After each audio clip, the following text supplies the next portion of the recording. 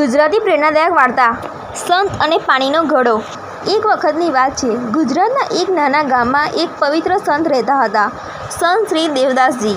તેઓ અત્યંત ભક્તિમાં લીન રહેનાર અને સમજીને જીવતા હતા। લોકો તેમને ભગવાનના જીવતું રૂપ માનતા। દરેક મુશ્કેલીમાં લોકો તેમની પાસે સલાહ લેવા આવતા। સંત પાસે એક યુવાન દિનેશ નિયમિત મળવા આવતો। તે ખૂબ સંકાળું અને તણાવભર્યું જીવન જીવી રહ્યો હતો। દિનેશ સતત પ્રશ્નો પૂછતો, મારા જીવનમાં શાંતિ કેમ નથી? ભગવાનનો આશીર્વાદ મારા પર કેમ નથી? હું કેટલાય જાપ પૂજા કરું છું, છતાં શાંતિ કેમ નથી મળતી? સંત સ્મિત કરતા અને કહેતા, સમય આવશે ત્યારે। એક દિવસ દિનેશે ધીરજ ગુમાવી દીધી। તે ગુસ્સાથી બોલ્યો, મને સહેજ પણ શાંતિ નથી। તમે કેમ કહો છો કે ભગવાન બધાને સારું આપે છે?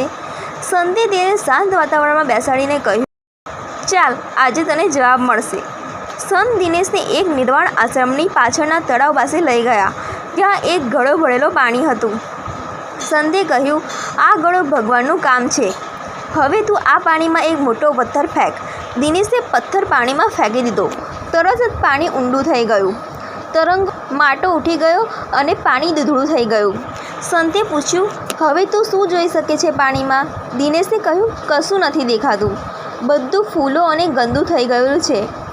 થોડીવાર પછી સંતે કહ્યું, હવે ફરી જો। પાણી ધીમે ધીમે શાંત થયું। કાંટા નીચે બેઠા અને પાણી ફરીથી સ્વચ્છ થઈ ગયું।